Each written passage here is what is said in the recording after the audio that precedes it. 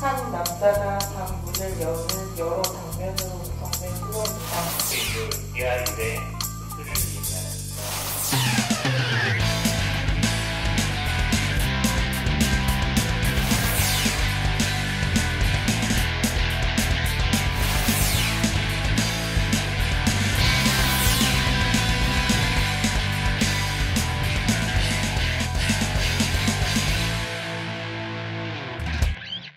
네, 안녕하세요. 소설 쓰는 조울입니다.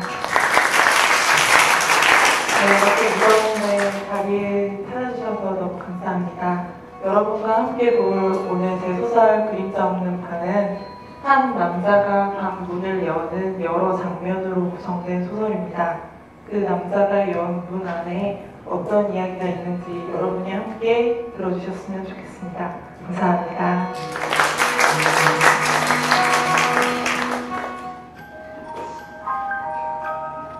돈만 있으면 살 것도 볼 것도 즐길 것도 많은 21세기 우리의 자본주의 사회입니다.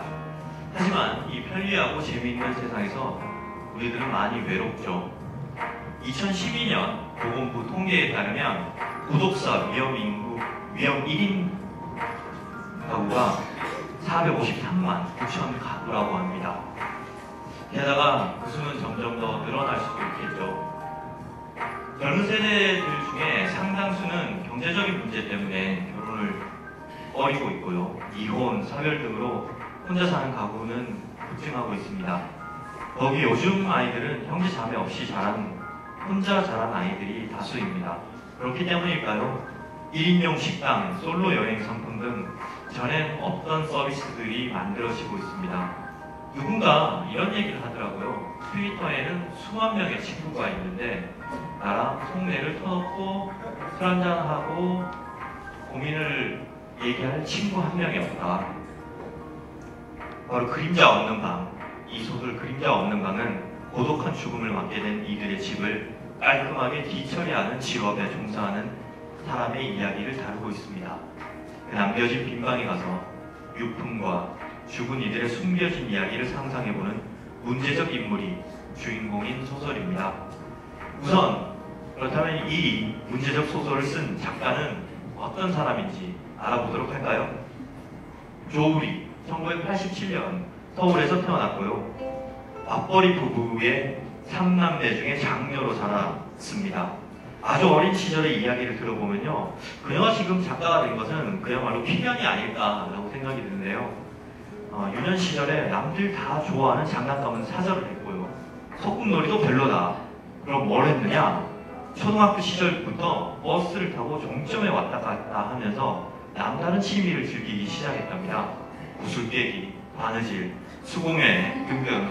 그녀가 좋아했던 일들은 한마디로 그러니까 몸 쓰는 일은 별로인, 간단히 얘기해서 몸치, 게다가 음치. 이건 왜 음치인지 모르겠지만 그리고 그때나 지금이나 자칭 책 읽기의 달인이라고 합니다. 그러면서 굉장히 자기의 표현으로는 까다로운 독자라고 하는데요. 아마 이런 까다로운 취향이 작가를 만든 게 아닌가 싶습니다. 계기는 유년 시절에 부모님께서 맞벌이를 하셔서 빈자리를 채워주시려고 대몽사에서 나온 세계문학 전집을 사다 주셨대요. 세계문학 전집이 88권에서 92권 정도 되거든요. 그런데 이걸 읽다 보니까 앞에 내가 읽었던 이야기가 생각이 나지 않아서 다시 읽다 보니까 새로운 재미가 솟아나더라. 이렇게 얘기했습니다. 이때부터 작가의 가능성이 돋보였고요. 게다가 초등학교 시절에 특별반으로 활동한 게 바로 문예부였습니다. 그 시절에 창작동화까지 썼다고 하니까 누가 봐도 문학 어린이였던 거죠. 그리고 어쩌면 조울이 작가가 될 운명적 만남은 바로 수학 시간이 아니었나 싶습니다. 중학교 때 함수 앞에서 하염없이 좌절을 하고 오히려 국어 시간에 조지훈의 시 승무를 보면서 왠지 슬퍼서 울컥을 했다고 하니 어쩔 수 없는 작가가 될 수밖에 없었겠죠. 이렇게 남다른 어린 시절을 보낸 그녀가 2012년 등단을 한 이후로 처음으로 세상에 내놓은 작품이 바로 오늘 우리가 함께하게 될 그림자 없는 방입니다. 그러면 이 그림자 없는 방은 어떤 작품일까요? 문학평론가 윤인노 씨는 이렇게 평을 했습니다. 그림자 없는 방은 기발한 상상력의 내밀한 실험들로 된 소설이 아니라 오늘의 삶을 관통하는 비참의 한 단면을 담담하게 풀어나간다. 이야기를 집중하는 어떤 전공법을 택했건 이른바 고독사라는 죽음의 외로움을 대하는 작가의 무거운 예의로 익힌다. 죽음을 대하는 자의 자세, 소설의 역경, 예법, 그 점에서 그림자 없는 방의 덕이 있다. 박수! 그런데 이것뿐일까요? 저희가 경기도 동두천에 있는 가장 훌륭한 학교, 동두천 외고에 있는 학생들에게 미리 작품을 선보이고 난 다음에 과연 이 작가는 어떤 작가일까 상상을 해봐달라고 부탁을 했어요. 그랬더니 이런 상상이 나왔습니다. 왠지 단발머리의 젊은 여성 작가일 것 같다. 어떻게 맞췄죠? 아까 인사를 했는데 단발머리의 젊은 여성 작가였죠. 그리고 어조가 너무 담담해서 말할 때도 담담했죠. 작가 성별이 헷갈려요. 헷갈리면 안 됩니다. 여성 작가입니다. 섬세하고 꼼꼼한 작가, 죽음에 대해서 많이 고민해본 죽음의 연민을 가진 작가, 고독, 외로움을 잘 이해하는 작가. 더 많은 이야기가 있는데요. 화면 보여주실까요? 우리는 이렇게 읽었어요 라고 소감을 주셨대요. 처음에는 호러물인지 알고 꺼렸는데 읽을수록 점점 그게 점이 어떤 점인지 알 수가 없어요. 재밌었다는 얘기죠. 흥미진진! 한참 재밌는데 끝난 게 아쉬워 99.5점. 이 친구는 아마 좀 더 이야기가 길었으면 100점을 줬을 거예요. 그만큼 이대로 이야기가 끝나서 아쉬웠다는 거죠. 기묘하다, 암울하다, 그리고 심오하고 철학적이다. 이건 뭐 재미도 있고 철학적이고 뭐 꽁주고 알주고 다 주네요. 당장 달려나가 나를 안아주고 한 개의 왁자지껄 떠들고 웃고 싸우고 이야기를 만들고 싶다. 결말 부분이 잘 이해가 안 돼서 여러 번 읽어봐야 이건 뭐냐면 여러 번 읽을수록 여러 번 읽고 싶은 소설이 좋은 소설입니다. 혹시 저도 소설가거든요. 그런 게 좋은 거잖아요. 그래서 이 작가에게 하고 싶은 이야기가 어떤 게 있을까 또 저희가 부탁을 했습니다. 이런 말들을 하고 싶었습니다. 앞으로는 밝은 이야기를 써주세요. 그리고 정말 최고의 칭찬인 것 같아요. 단편을 읽었는데 이 이야기를 장편으로 늘려달라. 장편으로 써도 좋았을 텐데 평소 생각하지 못한 면을 느낄 계기를 마련해 주셔서 감사합니다. 그리고 이런 것도 있습니다. 추리소설 읽는 줄 알았어요. 흥미진진해서 불량 생각할 겨를도 없었습니다. 이렇게 학생들이 의견을 줬고요. 다시 제가 조우리 작가의 프로필을 본격적으로 소개해 드리겠습니다. 이번엔 조금 공식적입니다. 조우리 작가는 안양예고 재학 시절에 대상 청소년 문학상을 수상했고요.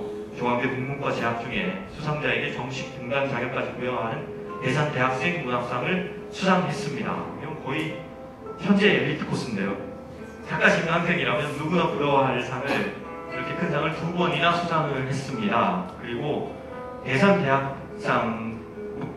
대학생 문학상이 보험회사에서 모기업의 보험회사거든요. 그래서 이 문학재단에 대한 감사의 의미로 어머니께서 상당한 금액을 그 보험회사에 매달 납부를 하시면서 보험을 들었다고 소문이 들립니다. 이렇게만 보면 조우리 작가는 정말 원하는 대로 다 해놓은 것 같은데요. 하지만 실상 그녀의 영광에는 낙방과 긴 기다림이 있었습니다. 이 몇 번의 빛나는 영광기에는 무려 300에서 400회에 이르는 좌절이 있었다고 합니다. 거기에 대해서 조우리 작가는 이렇게 얘기했습니다.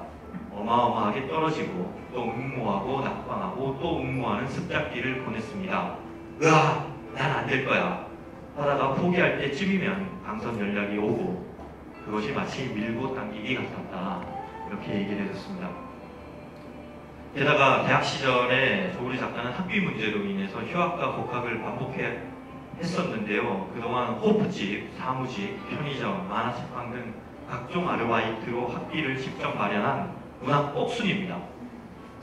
한편 지금은 독립영화사에서 독립영화를 세상에 널리 알리는 일을 하고 있다고 합니다. 중고등학교 시절에 여고괴담 2 그리고 이터널 선샤인 같은 영화를 보면서 문학과도 굉장히 유사한 주제의식이 영상에서도 표현된다는 점에서 놀라움을 느꼈고요. 그래서 굉장히 좋은 독립영화들이 세상에 많이 알려지지 않은 것에 대해서 안타깝게 생각하고 독립영화의 매력에 푹 빠져서 독립영화를 알리는 일을 하고 있습니다. 작가가 생각하는 독립영화의 매력은요, 마치 소설가처럼 감독 자신이 생각한 세계를 누구의 간섭도 받지 않고 개성껏 만들어낼 수 있다는 점에 있습니다. 그래서 그녀는 자신의 일에 굉장한 보람을 느낀다고 합니다. 한편 조우리 작가는 자기가 쓴 작품을 가장 맨 먼저 보여주는 사람이 친구와 애인이라고 하네요. 각별한 사이인데 이 친구와 애인이 굉장히 솔직해서, 지나치게 솔직해서 그냥 좋다라는 식의 빈말은 절대 안 해준다고 합니다. 심지어 요번에 이 수상작의 경우에도 애인이 별로였다고 얘기하는 그런 소문이 있었습니다. 하지만 가끔씩 좋다고 얘기하면 조우리 작가는 거기에 대해서 덜컥 믿어버리는 그런 낙천적이고 긍정적인 세계관을 가진 사람입니다.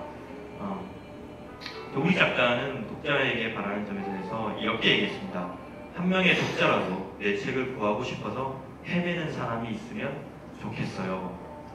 이렇게 소박하지만 헤매려면 사실 그거 힘들잖아요. 날씨 요즘 이렇게 더운데.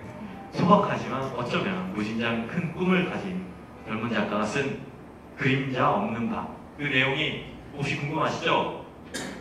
네, 감사합니다. 그러면 낭독 공연을 통해서 같이 감상해 보도록 하겠습니다. 박수로 부탁드립니다.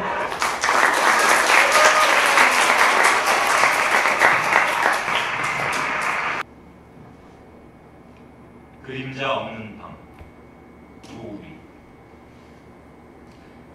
의례처 문 앞에 서니 처음 의례처에 나왔을 때가 생각난다. 난 겁이 없었다. 어려울 게 뭐가 있나 싶었다. 주의사항은 모두 숙지했다.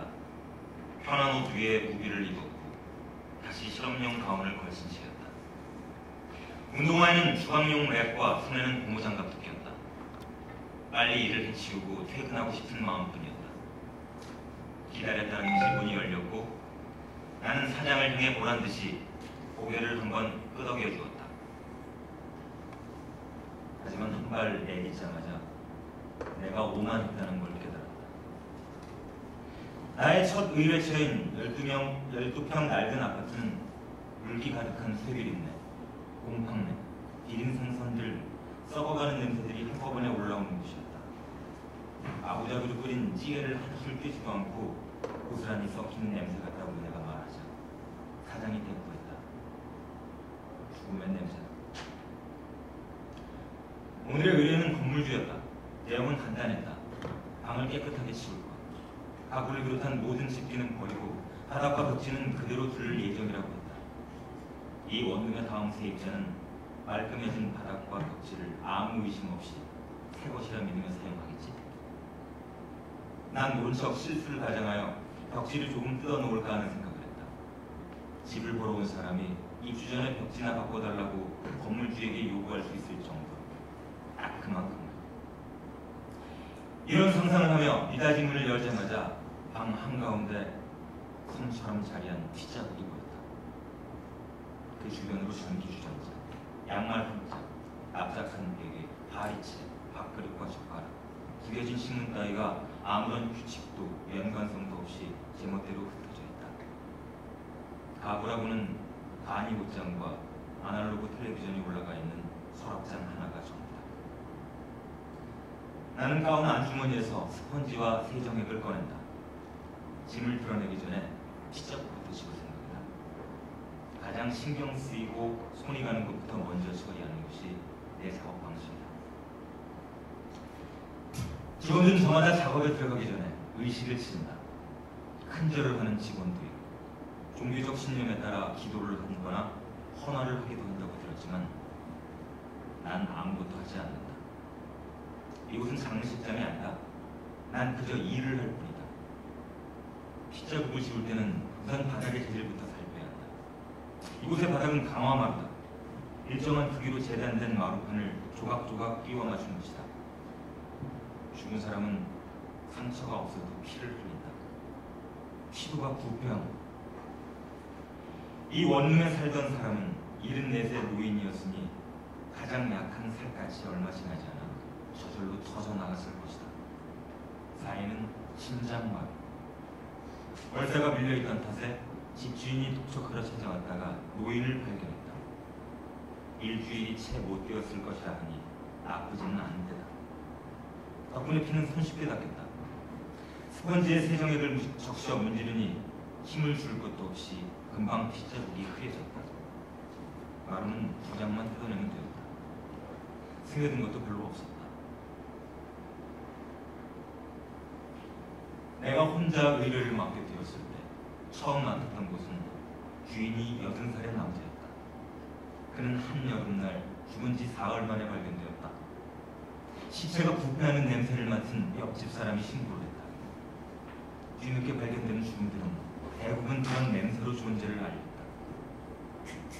트럭 징칸에 채 반도 세우지 못한 짐들을 박 선배가 폐기장으로 싣고 갔다. 아직 사장에 보조를 할 때 나는 종종 의뢰처의 물건들의 이야기를 입히곤 했다.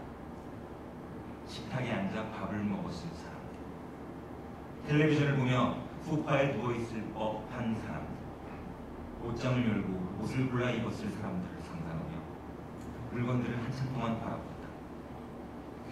사장은 그런 건 위험한 짓이라며 나를 나무랐다. 아마 지금 내 주머니 속에 의뢰처에서 뜯어낸 벽지 조각과 숟가락 하나가 들어있다는 걸 알면 몹시 화낼 것이다. 하지만 사람의 흔적을 보며 사람을 생각하지 않는다는 게 과연 가능하긴 한 일일까? 대단한 목적을 가지고 시작한 것은 아니지만 언제부터인지 모르게 의뢰처에서 물건들을 하나씩 챙겨오기 시작했다. 처음엔 아마 아깝다고 생각했던 것 같다. 이대로 버리기엔 참 아깝다. 지금 침대에 깔려있는 이불과 베개잎도 의뢰처에서 가져온 것이다.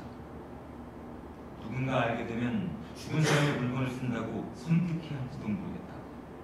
하지만 이건 뒤늦게 도착해 미처 포장도 벗기지 못한 택배 상자 속에 든 것이었으니 괜찮겠다 싶어 가져온 것이다.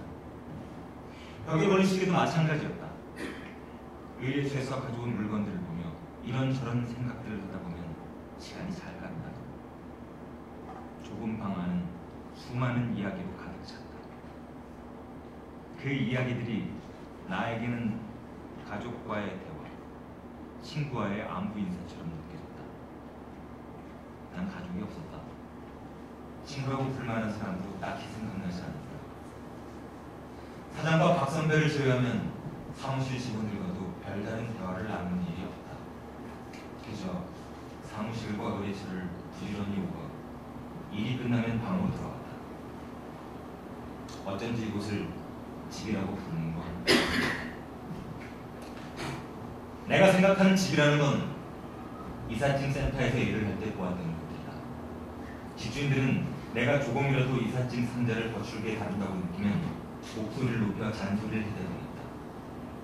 조심하라는 말을 배경음악처럼 들으며 조심스럽게 몸을 움직였다. 그러다 접시를 깨게 됐다. 그때 난 들고 있던 소파를 놓치지 않으려다 집주인의 손을 피하지 못하고 고스란히 뺨시레를 맞았다. 그는 내 월급에 몇 배나 되는 돈을 배상하라고 말했다. 그 접시가 그렇게 대단한 물건이었으면 왜 미리 말하지 않았냐고 조장이 목소리를 높였다. 회사 트럭은 빈집 청소 사후 전문 밑에 적힌 상시구인이라는 글자를 달고 다녔다.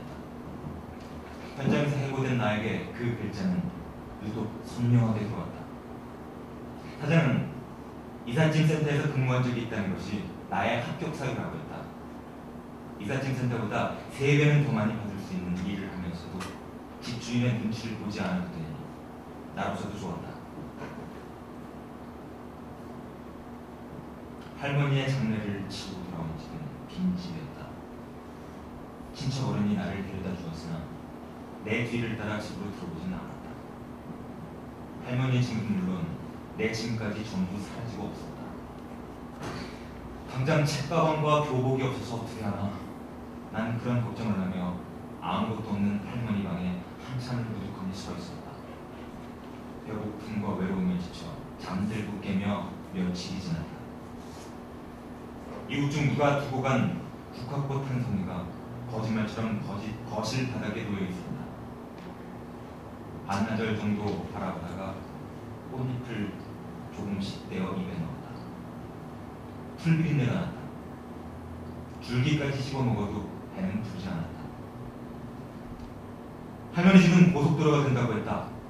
나는 할머니가 눕던 자리로, 함께 밥 먹던 자리로, 내가 뜨거운 물이 잘 안 나온다며 불평했던 자리로 시속 100km가 넘는 속도로 차들이 달리게 된다는 것이 잘 실감나지 않았다.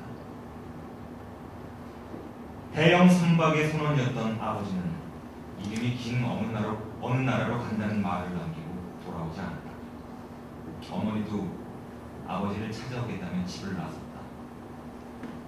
할머니에게는 아버지가 유일한 자식이었고 나는 유일한 손자였다. 그럼 할머니 집이 사라지게 되면 그 받게 되는 보상금은 나에게 와야 하는 것이 아닌가? 보호소의 2층 침대 위에서 난 그런 생각을 했다. 할머니의 형제의 몇 번째 아들이거나 할아버지의 조카 같은 사람들보다는 내가 받는 게 더 맞지 않나? 의무 교육을 이수하고 나니 더 이상 보호소에 있을 수가 없었다.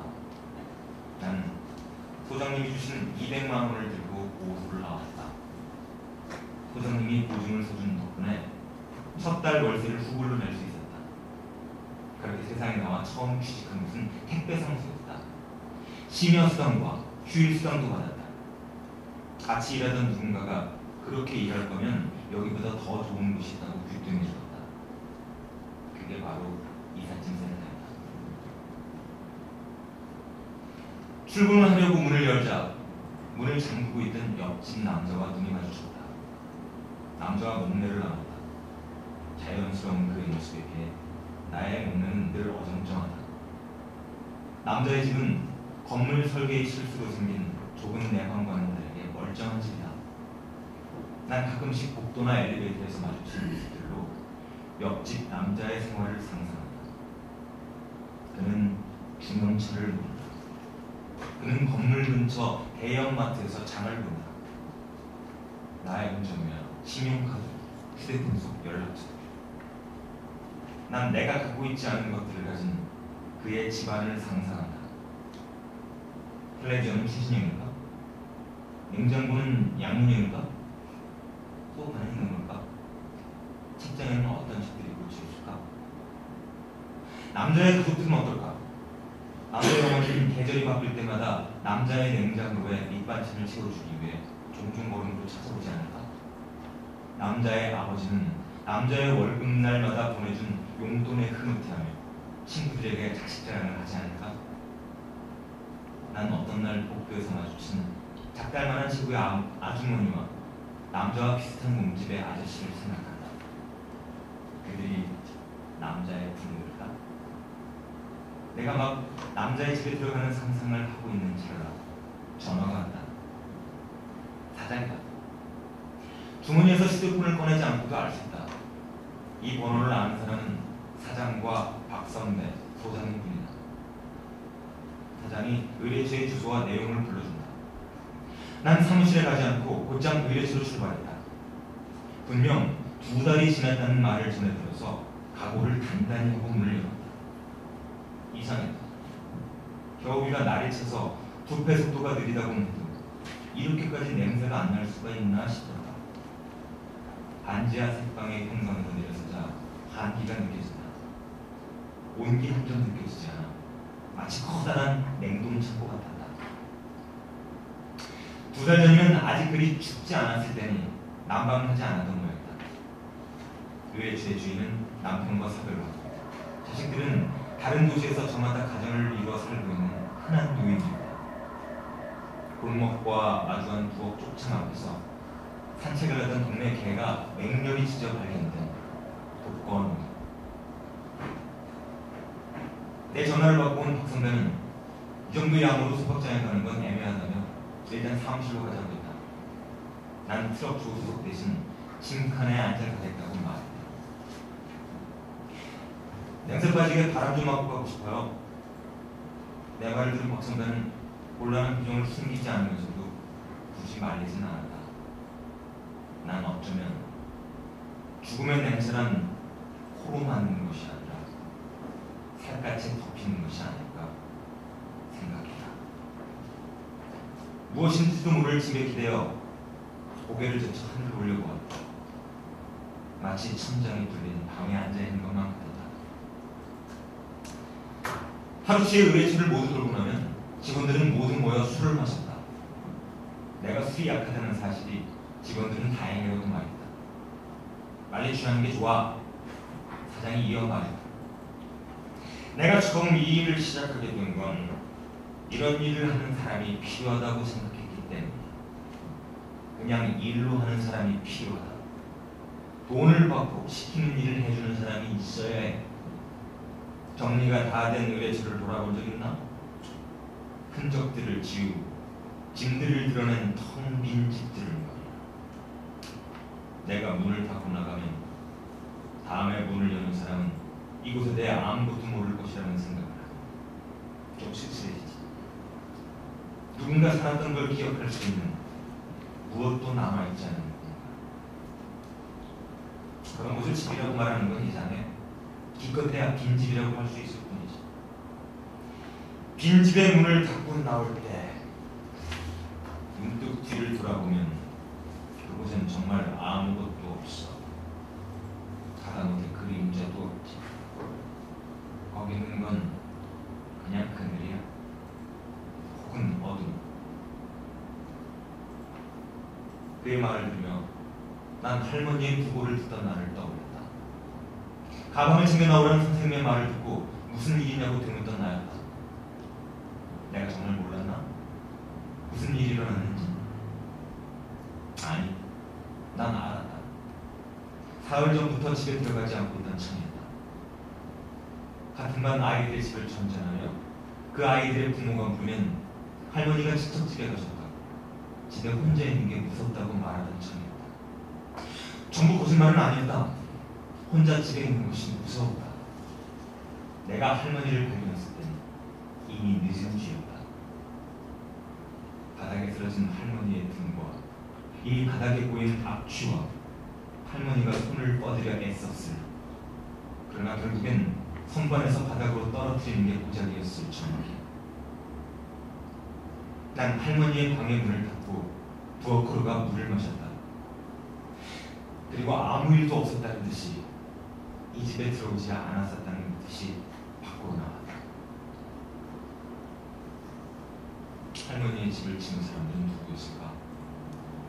항상 손반에 놓여있던 약병이 사라져 당황했을 할머니. 전화기에 손을 뻗어보지만 잡지 못했던 할머니를, 부엌 식탁 위에 얌전히 놓여있던 약병을 짐을 지우던 사람들은 알고 있었을까? 왜 이런 일을 남에게 맡기는 걸까요? 출근 첫날 포장마차에서 내가 묻자 사장이 대답했다. 남이니까 할 수 있는 일인 거야. 사장은 주로 사고사 현장에 나갔다. 강도가 들었거나 불이 났다거나 사건이 벌어졌던 곳은 아직 나 같은 신참은 물론이고 다른 직원들도 정리하기가 어려웠다. 경찰의 지침이라거나 현장 보존 같은 법적인 문제들을 신경 써야 했기 때문이다. 사장은 자살 현장에도 자주 나갔다. 사장은 처음 자살 현장에 나갔던 얘기를 해주었다. 내가 처음 본 건 고등학생 남자아이의 방이었어. 의뢰 내용은 일기장을 찾아달라는 거였지. 의뢰는 그의 엄마였는데 차마 그 방에 들어갈 수가 없다고 했어. 목을 매달았다고 했지. 그 엄마가 직접 달아준 커튼봉이라고 말이야. 일기장이 어떻게 생겼는지 몰라서 책장 서랍에 있는 노트들을 죄다 펼쳐보았는데 어디에나 죽고 싶다고 쓰여 있었어. 난 일기장을 찾지 못했다고 했지. 그의 이야기를 들으며 난 그 일기장을 내 방에 가져다 놓으면 어떨까 생각했다. 그건 아주 낯선 장면이었다. 생각해본 적이 없었다. 내가 의뢰실에서 상상한 죽음은 아주 멀고 희미한 것이었는데 박 선배가 말하는 죽음과 사장이 정리한 죽음은 너무 살아있는 이야기였다. 네가 아직 못 가본 데가 어떤 데인 줄 알아? 눈앞에 쌓여있는 우편물들, 죽음을 독촉하듯이 돈을 독촉하지. 온 집안에 가득한 약봉지들, 그보다 많은 술병들, 방금까지 피운 듯 집안에 배인 담배 연기와 냉장고 속에서 썩어가는 하찮은 음식. 그런 곳에서 어떤 이야기를 찾을 수 있어? 사람들은 그런 걸 고독 살아가고 결국 끝까지 외로운 사람들이지. 현장에서 이야기를 만들려고 하지마. 위험해. 사장의 말이 귓가를 오래 맴돌았다. 술김에 옆집 남자의 집 앞을 서성거렸다. 며칠째 보이지 않는 남자가 궁금했기 때문이다. 그러나 모두 쓸데없는 생각이다. 난 얼른 집으로 돌아왔다. 같은 반 아이들이 수능 시험을 보러 가던 날, 난 할머니 집에 갔다. 이미 그곳은 할머니 집이 있던 자리가 되어 있었다. 사실은 그마저도 잘 찾을 수가 없었다. 새로 개통된 고속도로가 있는 두 도시를 몇 번이고 버스를 타고 갔다. 창밖의 풍경은 점점 구분할 수 없어지고 난 할머니 집을 잊어버렸다는 것을 그제야 인정했다. 다시는 찾을 수 없으니 잃었다고 해야 할지도 몰랐다. 의뢰처를 다니다가 벽에 걸린 칠순잔치 사진이라도 발견하는 날이면 난 그곳의 모든 걸 기억하기 위해 있었다. 벽지는 무슨 색인지, 장롱 안에는 어떤 옷들이 있는지, 이불은 무슨 색인지, 무늬는 또 어떤지. 내가 영영 알 수 없을 의뢰처 주인의 얼굴처럼 내 할머니 얼굴도 도무지 상상할 수가 없었다. 전화가 온다. 어느새 잠들었던 모양이다. 바닥에서 몸을 웅크리고 잔 탓에 허리가 뻐근했다. 몸을 일으키자 침대 위에 쌓인 물건들이 보인다. 지난밤 술김에 긁어모은 의뢰처에서 가져온 물건들이다. 그것들은 하나의 거대한 덩어리처럼 보인다.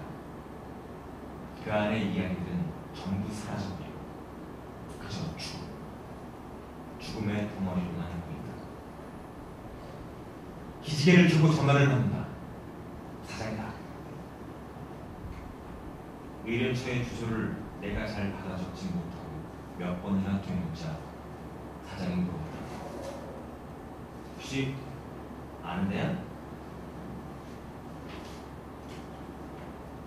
난 사장에게 오늘은 몸이 안 좋아 출근하지 못할 것 같다고 말하고 사장은 오늘은 집에서 푹 쉬라고 말한다.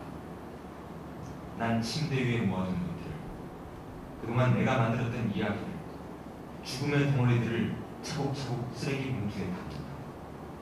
그리고 옆집으로 향한다. 난 옆집 남자가 된다. 남자는 어두운 집으로 돌아와 불을 켠다. 불을 켜도 불을 껐을 때와 다르지 않은 어둠이다.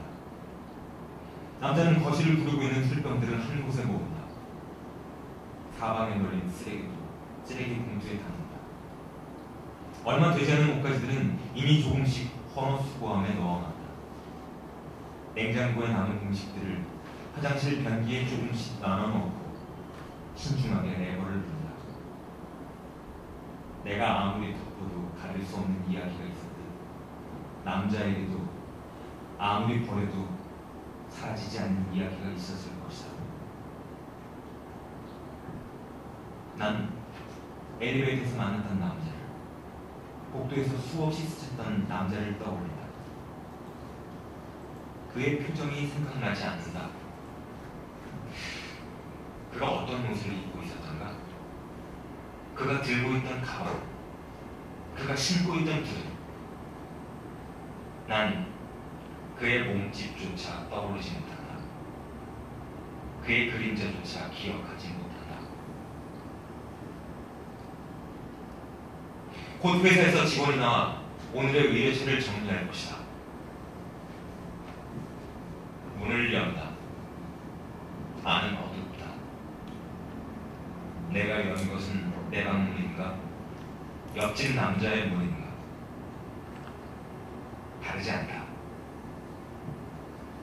내 방과 이 집은 다르지 않다. 중얼거린다.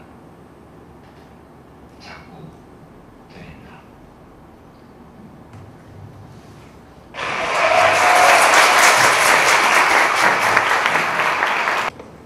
안녕하세요. 조리 작가에 대해서 이야기를 드리도록 하겠습니다. 처음으로 제가 조리 작가를 만났던 건 그러니까 오래되진 않았는데요.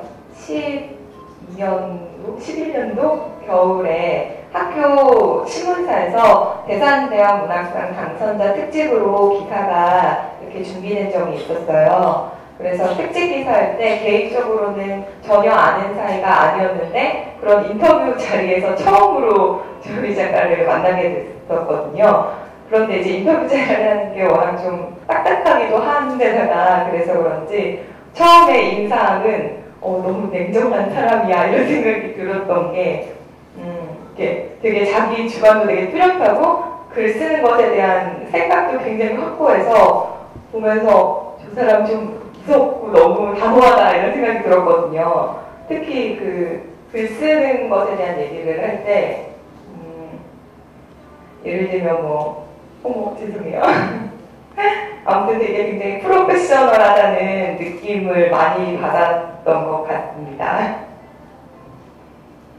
수상 소식을 들었던 거는 그 대상 당선자들, 10기 당선자들이 같이 활동하는 카톡방에서 그냥 아무렇지도 않게 와 기쁜 소식 있어 이러면서 갑자기 툭 던졌는데 깜짝 놀라서 너무 좋겠다. 근데 걔네가 콘서트까지 하는 건 또 추가로 선발되는 어떤 자리라고 해서 굉장히 기뻤고 또 놀랍고 아무튼 많이 기뻤습니다.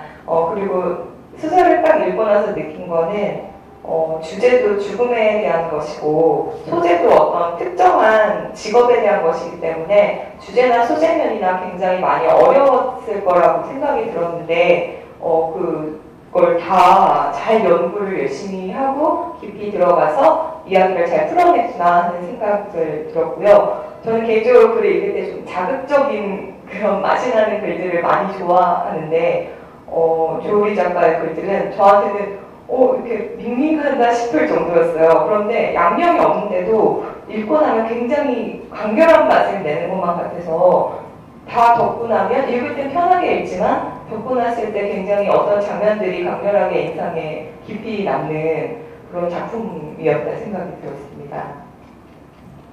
이 자리에 나와달라는 부탁을 받았을 때 사실은 여기가 아니어도 어차피 축하를 해주러 이 자리에 있었을 거였거든요. 근데 어차피 나온 김에 잘됐다 이러고 생각이 들어서 겸사겸사 기쁘기도 하고 영광도 된다는 생각이 들었는데 이제 그런 생각이 딱 들고 나니까 그 다음엔 자기 성찰과 반성의 시간이 찾아오더라고요.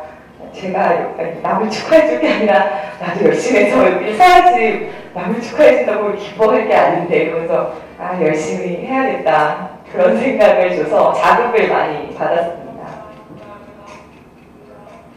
대산대학문학상을 같이 수상을 하다 보니까 오래 알진 않았지만 되게 다양하게 만남도 많이 갖고 이야기도 할 시간이 많았는데 특히 여행 갔을 때 이제 10박 11일로 유럽 기행을 대산재단에서 보내주는데 그때 기억들이 굉장히 생생하게 많이 남는데요. 그래서 그때 이제 냉정할 줄 알았던 조리 작가의 개그맨의 그런 면모를 보았고 굉장히 만담가로서의 자질을 느껴서 굉장한 매력을 느꼈습니다. 둘이 이제 아무래도 문학 쪽에서 만났기 때문에 이제 둘이 있으면 같이 문학 얘기를 자주 나누는데 보통은 일방적으로 제가 들어요. 왜냐면 조리 작가는 굉장히 촉을 여러 군데에 뻗고 있고 늘 관심을 두고 있기 때문에 만나면 언제나 너 그 공모전 내니? 난 이번에 뭐 내는데 너 그 소식 들었니? 이러면서 굉장히 다양한 정보를 주고 심지어 오늘도 여기 앉아있는데 야 너 그거 언니 난 기분 떨어져서 너무 슬퍼 이랬더니 야 너 그거 있어 이번에 그거 있는데 그걸 이렇게 하면 된대 이러면서 고마워 이런 식으로 언제나 어디서나 늘 뭐만 있으면 꼭 연락을 해서 너 이것도 해봐 나 이거 하는데 너도 이거 한번 해봐 이거 되게 좋대 여기 신설이라는 누가 될 가능성이 있다던데 이런 카더라 통신까지도 굉장히 전달을 많이 해줘서 도움이 상당히 많이 되고 언니 덕분에 낸 그런 작가님 덕분에 낸 공부들도 많았던 것 같아요. 그리고 이제 조이 작가님이랑 저랑 만나면 늘 하는 얘기가 그 처음 만났을 때 인터뷰장에서도 그때부터 느꼈던 거지만 보통 당선이 되면 사람이 신나 기뻐 이렇게 하고 즐기는 단계가 있어야 되는데 당선되자마자 앞으로 어떡하지? 이러면서 난 어떻게 살아남아야 하지? 이런 걱정을 해서 굉장히 저 사람은 나랑은 달라 이런 생각을 가졌었거든요. 근데 그 고민이 계속 이어지고 있고 그래서 어떻게 하면 그 작가가 되는 게 중요한 게 아니라 앞으로도 작가로서 멋지게 살아남을 수 있을 것인가의 문제인데 그런 의미에서 이렇게 작가 지원 사업을 통해서 지원을 받고 선정이 되고 한다는 게 굉장히 뜻깊고 신인 작가들한테는 감사한 자리라는 생각이 새삼 다시 들었습니다. 조리 작가의 작품을 제가 많이 읽어본 것은 아니지만 읽을 때마다 드는 생각이 뭔가 작가의 작품 속에 있는 주인공들이 그 유령 같다는 생각이 많이 들었어요. 그러니까 뭔가 좀 허공에 붕 떠 있고 계속 다리를 움직여서 어딘가로 가고 있는데 방향이 분명하지 않고 마치 제자리 걸음을 하는 것만 같은 그런 느낌을 받았거든요. 어떤 작품들을 보면 이제 주인공이 이렇게 막 준두주의 해가지고 뭐 이쪽으로 가십시다 이러면서 독자를 막 끌고 가는데 조리 작가의 작품은 제가 봤을 때는 이렇게 뒤에서 걱정스럽게 어디 가는 거야 이런 느낌으로 보게 되더라고요. 그래서 약간 독자한테 오히려 답을 이끌어내고 생각을 하게 만들기 때문에 그렇게 돼서 도출된 어떤 생각이 더 강렬하게 와닿는 게 아닌가 그런 생각이 또 새삼 들었습니다. 이상입니다.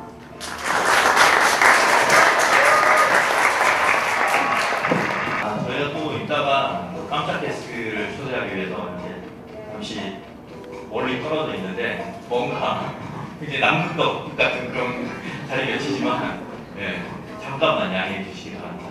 그럼 요번에 이 명칭이 등단 5년차 미만 신인 작가 육성 프로젝트입니다. 여기에 선정됐다는 소식을 언제 어디서 들으셨는지 그리고 그걸 소식을 들으셨을 때 느낌이 어떠셨는지. 네, 그 공식적으로 사이트에 발표가 되기 전에 이메일로 당선이 되신 분들한테 따로 연락이 왔는데요. 기억하기로는 토요일 아침이었고 저는 이제 자다 깨서 제가 안경을 안 쓰면 잘 앞이 안 보이는데 안경도 못 낀 상태로 휴대폰으로 메일을 봤던 것 같아요. 그래서 잘못 봤나 보다 이렇게 생각하고 이렇게 떨어졌다는 건데 잘못 봤나 보다 하고 이렇게 안경을 다시 끼고 보니까 됐다는 거여서 좀 이렇게 얼떨떨하고 있었던 기억이 납니다. 근데 아까 동료 작가 이진아 작가님께서 소개하실 때 첫인상이 굉장히 프로페셔널하다고 그랬잖아요. 이렇게 차분하게 말씀하시는 거 보니까 저도 굉장히 프로페셔널한 작가라는 인상을 받습니다. 그 첫인상이 진짜였네요. 그리고 지금 자기 작품이 이렇게 낭독되는 거를 또 계속 지켜보셨잖아요. 무대 아래에서 어떤 생각 드셨나요? 네, 제가 아래에서 계속 이진아 작가한테 도망가고 싶다. 너무 속이 울렁거리고 그냥 집에 가고 싶다. 계속 그런 생각을 했는데 되게 부끄럽고 되게 현실 감각이 아직도 없고요. 지금도 되게 자고 있는 것 같은 그런 상태입니다. 네, 알겠습니다. 기억나셔야죠. 한 20분 정도 저희가 토크를 해야 되거든요. 지금 주무시면 안 됩니다. 그리고 오늘 잠깐 오늘 이 자리에 또 특별한 손님들을 저희가 모셨습니다. 원래 이분들은 그 문학 작품을 참고서나 교과서에서 밑줄을 그어가면서 주제를 분석하고 정답을 맞추기 위해서 읽는 분들인데 그래서 신간이야 정말 내가 찾아서 읽고 싶은 재밌는 이야기를 읽을 시간이 없는 분들이에요. 이렇게 바꾸고 귀하신 분들 동두천에서 가장 훌륭하고 잘생기고 아름답고 똑똑하고 소문난 동두천 외고의 학생 3분 이 자리에 모였습니다. 박수 자기소개부터 해야겠죠? 저희가 뭐 누군지 또 모르고 할 수는 없으니까 누구부터 하실래요? 레이디 퍼스트 하겠습니까? 아니면 역발상으로? 알겠습니다. 안녕하세요. 동두천 외국어고등학교 일본어과 김지원입니다. 김지원. 동두천외고 영어과 유시우입니다. 안녕하세요. 동두천외고 영어 일본어과 백승준입니다. 네, 일본어, 영어 일본어학과 네, 이렇게 차례대로 나와주셨습니다. 저희가 이 학생들 모시기 전에 작가님의 소설을 미리 드렸습니다. 그래서 다들 읽고 오신 걸로 알고 있는데요. 네, 어떻게 읽으셨나요? 이 작가님이 바로 옆에 계셔서 네. 다들 재밌게 읽었다고 얘기할 수밖에 없는 상황이지만 그래도 진짜 네, 솔직하게 작가님이 또 보시면 굉장히 프로페셔널하셔서 마음이 굉장히 바다처럼 넓은 인상이에요. 정말 솔직하게 고등학생다운 통통 튀는 소감 한마디씩 부탁드립니다. 네. 여기 또 이 고등학생들과 함께하는 이 자리의 묘미거든요. 그러면 김지영 학생이 제일 먼저 해주시래요. 네. 안녕하세요. 대답해주세요. 안녕합니다. 제가 처음 소설을 읽기 전에 제가 아까 얘기해 주셨던 것처럼 고등학생이고 맨날 주제를 찾고 밑줄을 찾아서 밑줄을 치면서 읽고 이런 거에 익숙한 학생이잖아요. 그래서 평소에 하던 것처럼 그 소설을 읽기 전에 작가님에 대한 검색을 조금 했어요. 그래서 아까 여기 나왔던 그 중앙대 그 인터뷰를 봤거든요. 거기서 소설이 뭔지에 대해서 얘기하신 걸 봤는데 제가 정확히 기억하고 있지는 않다고 생각하지만 이렇게 막연한 느낌을 글로 붙잡아 놓는 거라고 얘기를 하셨었거든요. 제가 이 그림자 없는 방을 읽고 느꼈던 건 말 그대로 그 막연한 느낌, 한 줄 한 줄 문장 한 줄과 그 스토리 구성, 그러니까 지금의 나, 과거의 내가 교차적으로 계속 나오는 거하고 맨 마지막에 옆집 사람과 내가 하나가 되는 거기서 전부 다 그 작가님이 얘기하셨던 그 소설 그거를 그대로 느꼈어요. 이렇게 모호하지만 그 모든 게 하나가 모여가지고 말로 형언할 수 없는 분위기, 그러니까 회색이라고밖에 얘기할 수 없는 분위기를 만들어낸다고 저는 느꼈고, 제가 많은 글을 읽어본 건 아니지만 이렇게 좋은 글 써주셔서 감사합니다. 선생님들 안 읽어본 거 맞아요? 지금 잠깐 김지원 학생 몇 학년인 거예요? 고등학교 1학년. 1학년이에요? 네. 그러면 몇 달 전까지 중학교 다닌 거예요? 네.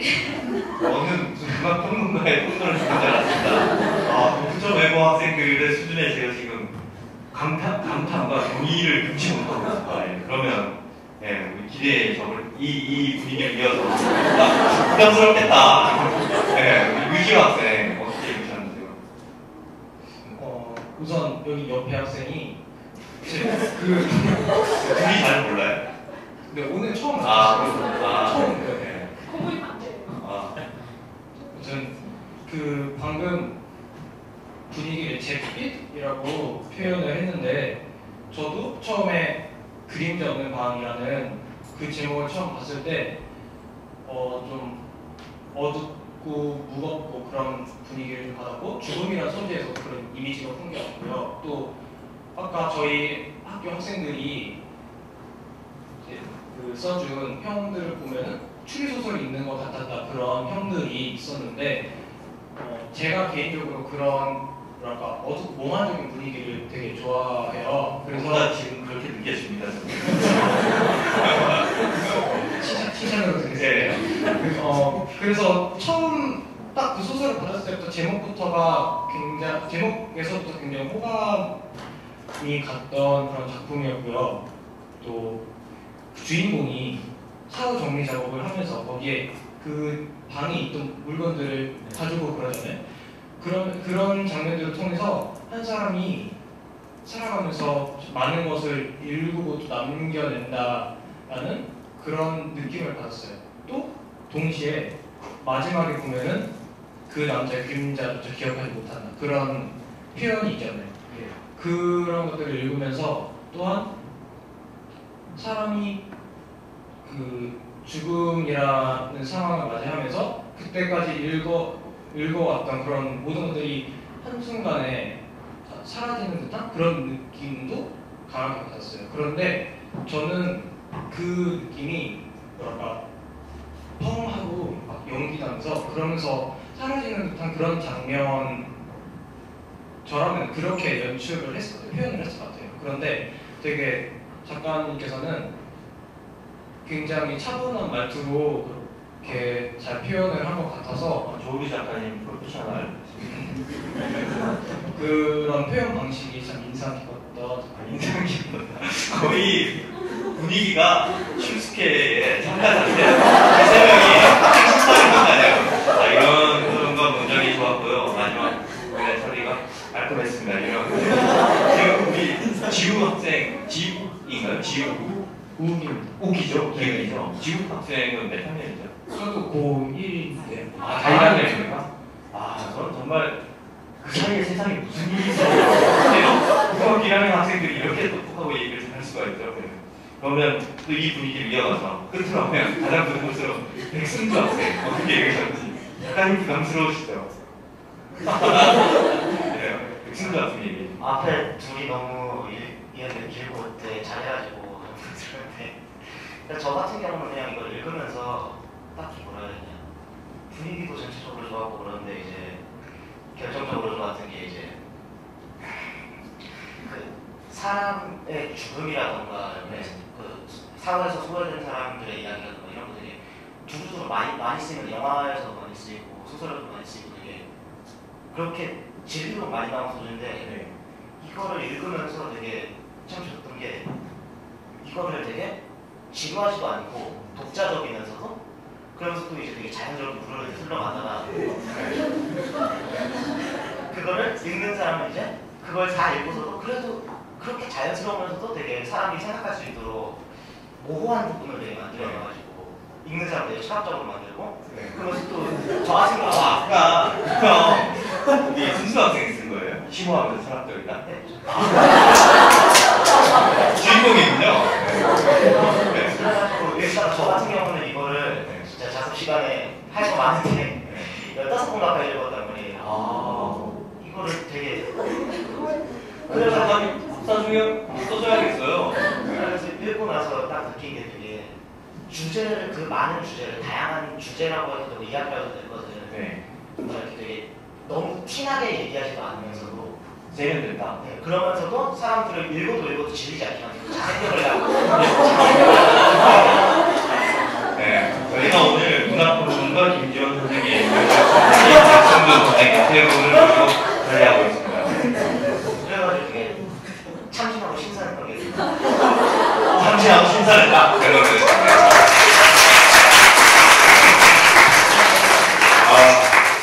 내가 사실은 그냥 예의상 한번 물어본 거였거든요.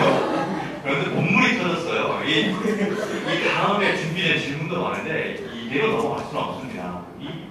이런 평을 듣고 작가님께서 어떤 기분이 들었는지 안 듣죠 볼 수가 없어요. 심지어 죽음이라는 소재, 영화나 소설에 다 쓰이고 있는데 굉장히 식상한 소재인데 그거를 참 진하게 그려냈다. 앤디 같다.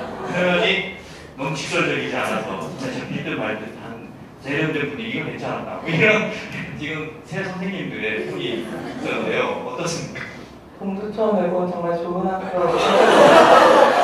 대한민국에서 가장 똑똑한 대학생이라고 생각합니다. 네, 아무튼 저는 굉장히 당황스럽습니다. 지금 고1들이 이런데 이 친구들이 3학년이 되고 이제 대학생 되면 어떡하나. 사회자님, 네. 이대로 넘어갈 수는 없습니다. 저희가 준비한 버라이어티한 선물이 있는데 그 중에 좀 몇 개를 골라서 드려도 되겠습니다. 환영이죠. 평론가님들에게 평론가.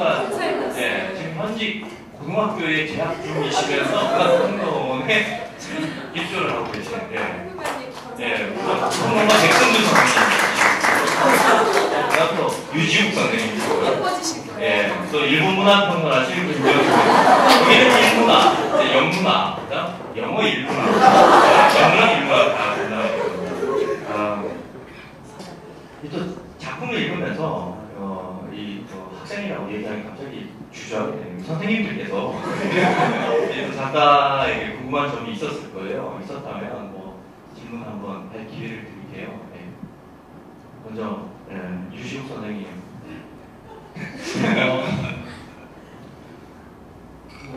여기 여기 등장하는 주인공의 직업이 사후 처리사라는 직업을 가지고 정리사라는 직업을 가지고 있는데 질문을 하고 여기서 정답을 하고 여기서 그냥 끝났어. 그 직업이 사실 여기 한국에서는 그렇게 흔하지는 않은 직업이잖아요. 그 직업에 대해서 어떻게 알게 되셨고 또 그 직업을 어떤 계기로 이 소설에 제대로 삼으셨는지 좀 궁금한데요. 네, 제가 처음 알게 되었던 것은 이제 그 사후정리인이라는 직업이 일본에서 먼저 시작되었다고 해요. 그래서 일본에서 사후정리인 직업을 하시는 분들이 나오는 다큐멘터리를 보게 되었고요, TV에서. 그래서 그 다큐멘터리에 나오신 분이 쓰신 책이 있었어요. 이런 생활에 대해서 쓴 수기라는 책을 또 보게 되면서 관심을 갖게 됐고요. 그래서 그분들의 이야기랑 제가 평소에 생각하고 있던 약간 고독한 삶에 대해서 연결점이 있다고 생각해서 소설을 제대로 쓰게 되었습니다. 네, 선생님. 맞으십니까? 네. 또, 예, 누가 질문하시나요? 지원 학생 아니면 이인가 학생? 네. 또 양보의 미학을 가져요. 그러면 제가 정해드릴게요. 지원 학생이 궁금했던 점.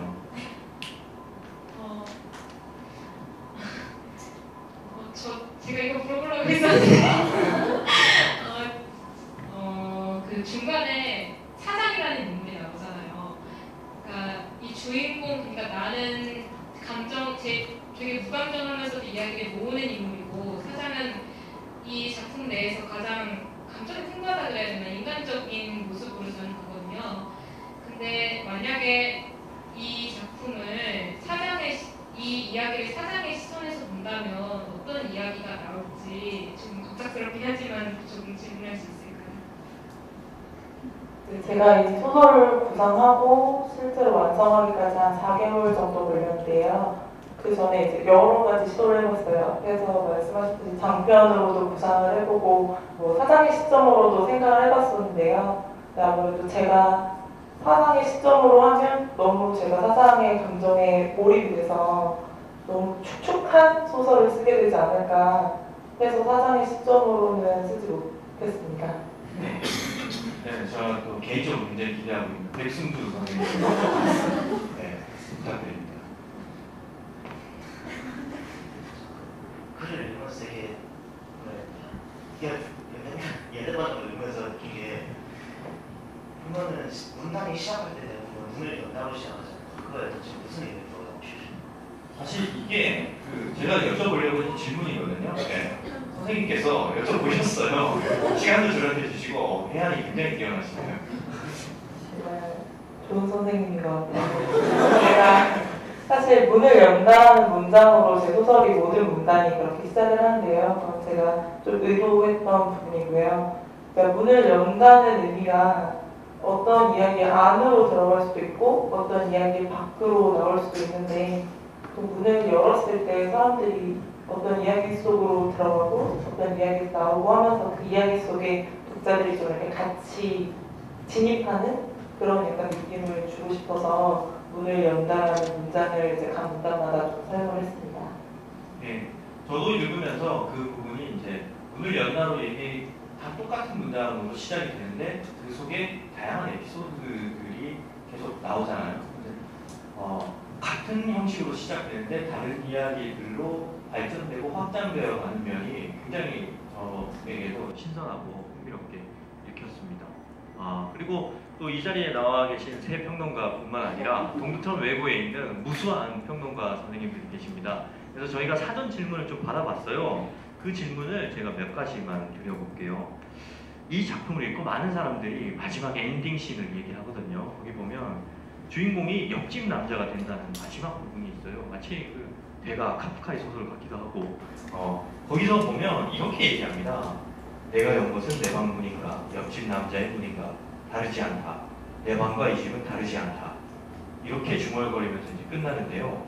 결말의 전개가 기묘하기도 하고 어떻게 보면 조금 이해하기에 손이 안 잡히는 부분도 있고, 작가께서는 어떤 얘기를 하고 싶어서 이렇게 결론을 내신 건지. 이 소설의 주인공인 남자는 이제 제가 30대 초반 정도의 남자로 설정을 했는데요. 보통 그 나이에 젊은 사람에게 좀 사실 죽음이라는 것은 좀 멀리 있는 소재고, 그 남자도 일을 하면서도 이제 만나왔던 죽음들이 다 약간 노인들의 죽음이라서 자기의 실제적인 이야기가 아니라 조금 거리를 두고 있다고 스스로 생각하고 단순히 일로서만 이제 감정을 배제하고 일을 하고 있다고 하지만, 사실 그 남자도 그 죽은 사람들과 마찬가지로 혼자 살고 있잖아요. 만약에 그 남자가 죽는다면 그 남자도 이 자기가 다니는 회사의 고객이 되는, 결국 의뢰처의 그 정리되는 사람이 되는 거잖아요. 근데 약간 그가 그런 걸 생각하지 않고 있지만 결국 그의 미래도 약간 그런 것과 다 있었다, 그런 내용을 하고 싶어서 글로 보냈습니다. 그리고 제가 2개 정도 더 여쭤보고요. 2개 정도 더 여쭤보고 이 객석에 계신 여러분들께 질문을 또 받고 1부는 마치도록 하겠습니다. 먼저 이 작품 쓰시게 된 계기가 어떻게 됐는지 궁금한데요. 저는 동생도 둘이나 있고 엄마 아빠와 계속 같이 살고 있는데요. 근데 이제 제가 학교를 다니느라고 잠깐 자취를 할 때가 있었어요. 1년 정도. 근데 이제 항상 집에 들어가면 누군가가 있고 혹은 곧 누군가가 올 집이었는데, 자취를 하는 제 방은 항상 제가 열고 들어오고 제가 닫고 나오는 방이었어요. 그래서 되게 그곳을 집이라고 부르는 게 조금 어색하다. 그냥 여기는 내 방 정도의 공간이다. 그런 생각을 항상 하면서, 근데 이제 언젠가 그렇게 혼자 사는 사람들이나 혼자 자기가 모든 것을 다 생활을 해야 되는 사람들에 대한 이야기를 생각하다가 이 소설을 쓰게 됐습니다.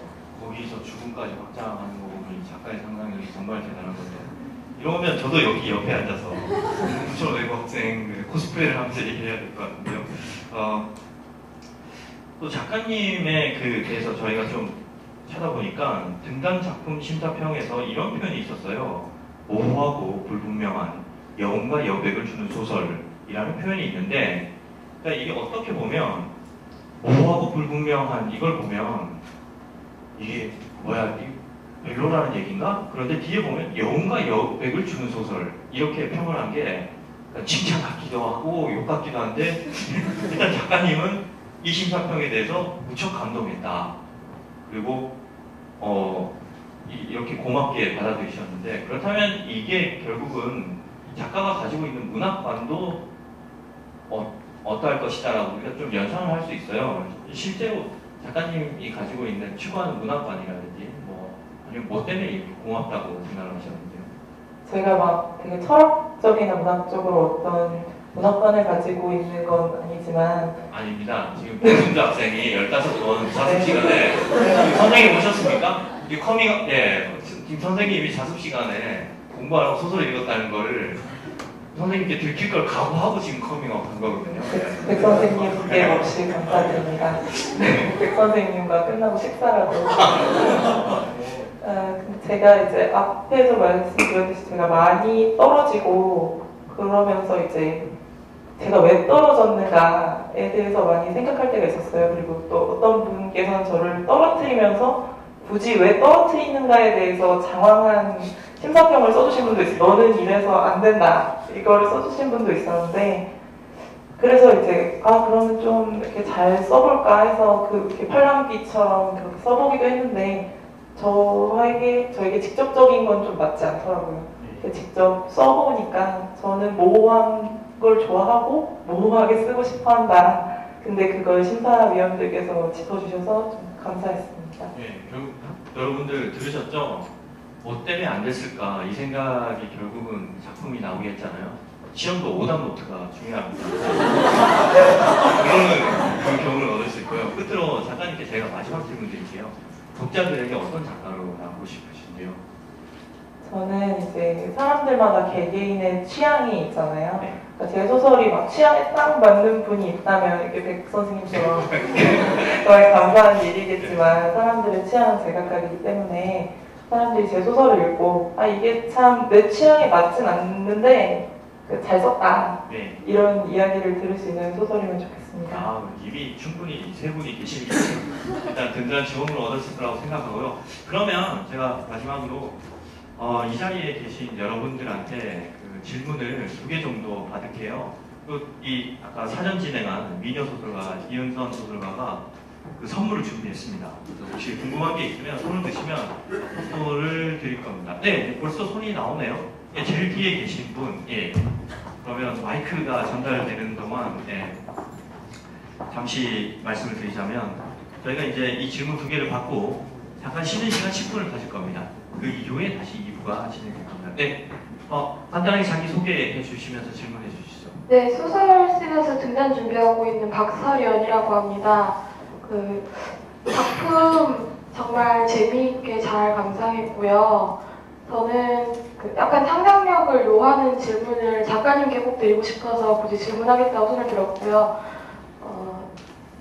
주인공의 직업이 3번 바뀌잖아요. 처음에는 택배 사무소에서 일을 했었고, 두 번째는 이삿짐 센터에서 일을 했고, 마지막에 지금 작품에서 다루어지는 사후정리사 일을 하잖아요. 저는 이게 앞으로 쓰일 물건을 옮기는 사람이다가 쓰던 물건을 앞으로도 쓰려고 옮기는 사람이다가 더 이상은 쓰이지 않을 물건들을 옮기는 사람이 되었다라는 느낌으로 읽어서 이 3단계의 변화가 되게 좋았는데, 다시 한번 이 사람의 직업이 바뀐다면, 물론 엔딩에서 보면은 이 사람이 꼭 사라져버릴 사람 같아서 좀 그 마음이 무거워지기도 했었는데, 이 사람의 직업이 한 번 더 바뀐다면 작가님은 어떤 사람이 될 거라고 생각하시는지 재미있는 답변 부탁드립니다.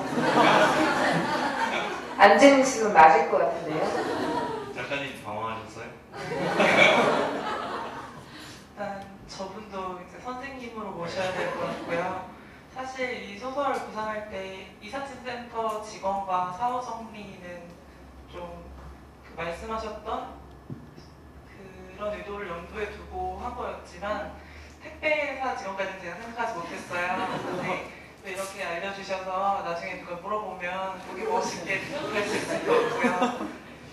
다음 직업을 만약에 이 남자가 갖는다면 자기의 공간에서 자기 이야기를 파는 뭐 만물상 주인? 이런 게 되지 않을까. 지금까지는 자기가 공간으로 찾아갔다면 앞으로는 자기의 공간에 사람들이 찾아오는 그런 직업을 가졌으면 좋겠습니다. 네, 감사합니다. 그러면 마지막으로 질문 하나만 더 받을게요. 예, 여기 안경 낀 우리 남학생. 자기소개랑 질문 부탁드립니다.